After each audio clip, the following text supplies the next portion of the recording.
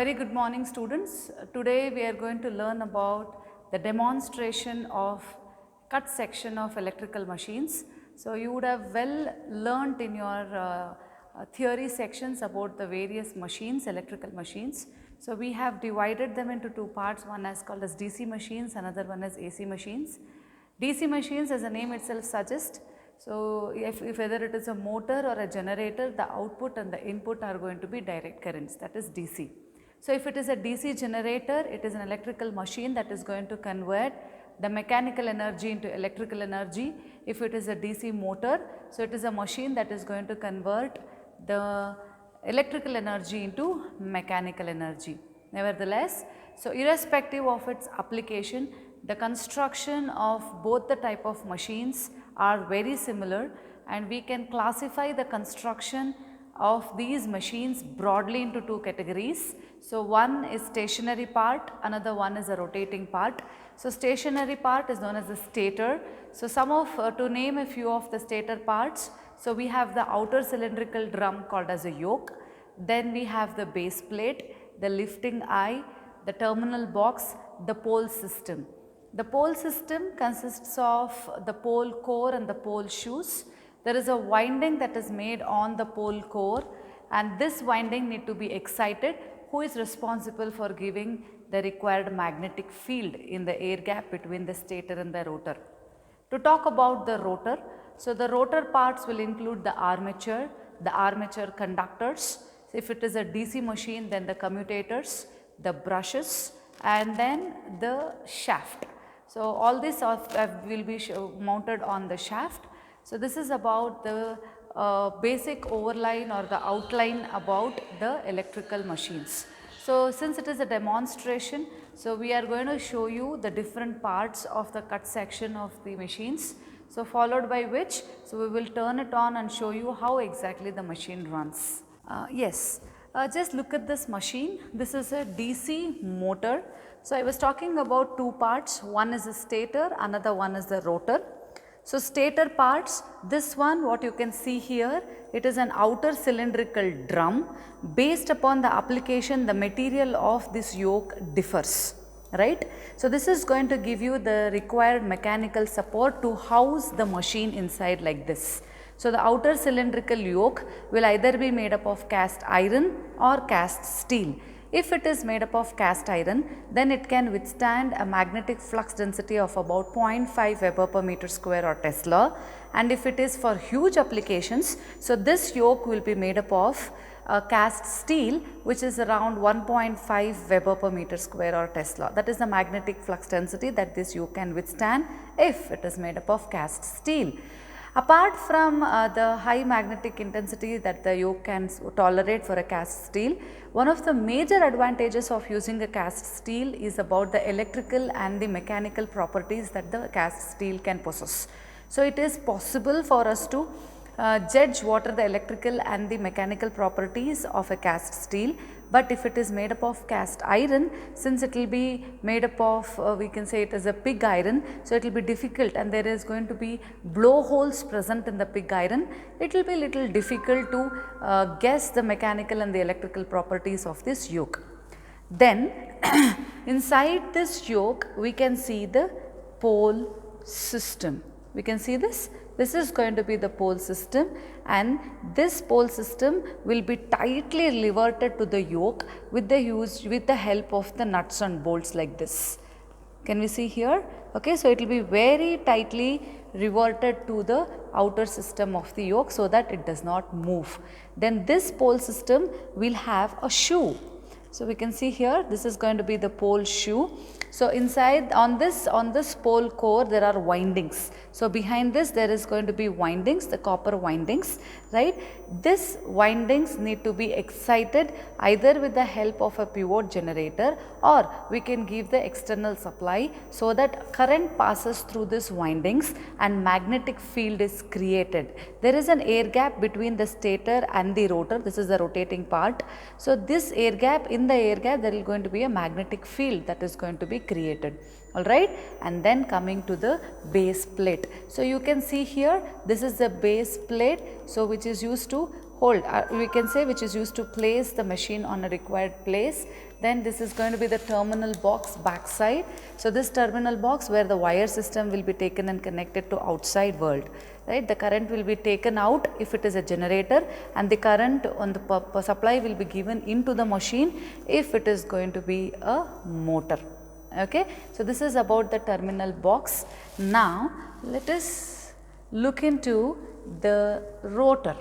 So we can see here, this is the armature, the rotating part, yeah, this is the armature, right. As we can see, the armature is at the center of the system which is made up of alloy steel, such that it will have low resistance and then high permeability, and the armature is been cut into various slots. We can see the slots here. The armature will be cut into slots, and there will be conductors that are placed in the armature. These conductors will either be connected as lap winding, or they will be connected in the form of wave winding. Okay, and these conductors are made up of copper wires, and the copper wires are not only insulated from each other, but also they are insulated with respect to the armature slots. Now since this is going to be a DC motor, so that means it has to take the supply from the mains, that is the AC supply, but the windings have to be given with the DC. In order to convert the required AC into DC, there are commutators here. Can we see the commutator segments, the copper wire, segments we can see here. This is going to be a commutator which is going to convert the AC supply into the required DC for our armature. Okay, and then we can see a carbon or a graphite material here. This is going to be the brushes. The brushes are going to be placed on the commutator like this, which is going to just slide over the commutator. So these brushes are responsible for collecting the current. Since it is a DC motor, it is going to collect the current from the supply and give it to the armature. If it were to be a generator, so this brush is going to collect the generated current, the induced EMF in the armature, and give it to the outside terminal box. Nevertheless, since this is a DC motor, the brushes is going to collect the AC current and then pass it on to the armature. Clear? And what is this part? So this is going to be a fan. Okay, so this fan is going to cool the system, and nevertheless there will be little air gaps also given in the armature. There are holes or ducts which are placed on the armature, so which is also going to cool the entire system. So followed by the last part of the rotor, it is going to be the shaft, as you can see here. Okay, so if it is a generator, so this shaft will be connected through the prime mover into the turbines, so that, for example, if it is a hydroelectric power generating system, so the water is going to fall on the turbines. When the turbine rotates, it will be connected through the prime mover to the shaft, and the shaft also rotates. When the shaft rotates, we know that this pole is responsible for giving the required electrical field. Okay, so then the electric field will be cut by this conductors. So according to Faraday's law, whenever there is a cut in the flux, an EMF is induced in these conductors, and this EMF will be in the form of alternating or the AC, which will be converted through the commutator into DC, and it will be collected through the brushes and it will be given to the terminal box here. Okay. If it is a motor, what happens? We give the supply through the terminal box. From the brushes, it is going to go to the commutators, where commutator is going to convert it into a DC, and then the armature rotates. So since the armature is rotating, it is converting electrical energy into mechanical energy, where the load will be connected to the shaft. So what did we understand from this? So irrespective of whether it is a motor or the generator, the construction of the machine remains. So hope you have understood the various parts of the DC motor. So now let us quickly turn on the machine and check how it runs. Yeah. So I am slowly increasing the voltage. You can see that the armature is rotating. Since it is a motor, it is taking the electrical energy from the supply, and then the shaft is rotating. The load can be connected to the shaft, thus converting the electrical energy into mechanical energy like this. Now let us look at the AC motor. This is a AC motor, and the construction, we have two parts again, the stator and the rotor. There are slight modifications from the DC motor to the AC motor. The main difference is the presence of commutators in the DC motors and the absence of commutators in the AC motors. So, commutators is majorly required to convert the AC into DC supply. So, anyways, since it is directly an AC motor, we do not require any commutator. Apart from that, all the parts and the constructions are very similar. So, let us go back again. So, as I said, there is an outer cylindrical drum which is called as a yoke. So, then this is stationary. We have the pole system. So, you can see here the poles and the pole windings. So, then we have the base plate and the terminal box as we had in the DC machine also. So, then coming to the rotor parts. So, this is going to be a fan which is rotating, which is mounted onto the shaft, which is used to cool your system or cool the armature. So, then the shaft has been mounted on the armature. So, inside there are going to be armature and the armature slots. In the armature slots there are going to be conductors which are placed. Okay. So, with this, so the AC motor takes the supply from the 3-phase. We can see here the 3-phase is given through the auto transformer. Okay. So, it is given through this board. So, the 3 different wires R, Y, B are connected to the field system and also to the armature. Okay. So, now as I said, once the rotor rotates, the magnetic flux lines will be cut and the EMF will be once the magnetic flux lines will be cut, then that means whatever the 3-phase supply we are giving it to the shaft rotates with the 3-phase supply, and then the load will be mounted on this shaft, that is converting the electrical energy into mechanical energy. The shaft rotates because of the electrical supply that is being given through to this motor through the terminal box here. Right. With that note, let me turn on this AC motor. So, let us slowly increase the supply. We can see the shaft is rotating because of the electrical power that is given to the motor, converting electrical energy into mechanical energy. So, you should make sure that the current and the voltage supplied to the motor do not exceed the rated current.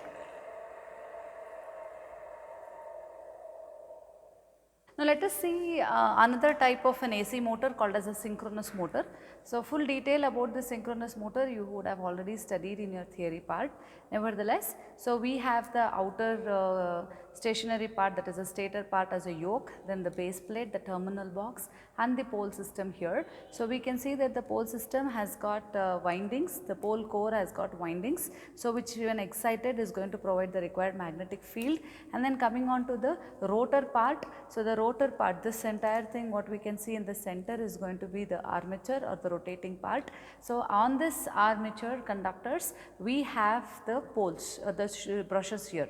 We can see here. So, these are going to be the black graphite or the carbon brushes. So, which will be connected to the external terminal box, from where the 3-phase power or the 3-phase current will be provided through the brushes into this rotor. So, once the electricity is provided, electrical energy is converted into mechanical energy through the rotation of the shaft. So, as we can see, the construction, the various parts of all the 3 machines what we saw, that is the DC machine and the synchronous motor and the AC motor, all of them are very similar, and the way the windings have been connected is going to differ on the application. Okay, let us turn on this machine again. So, with the help of the auto transformer, I will slowly vary the voltage and the current. So, we can see that the synchronous motor starts to rotate. The rotor is rotating. So, the load will be connected to the shaft, which is going to convert the electrical energy into mechanical energy.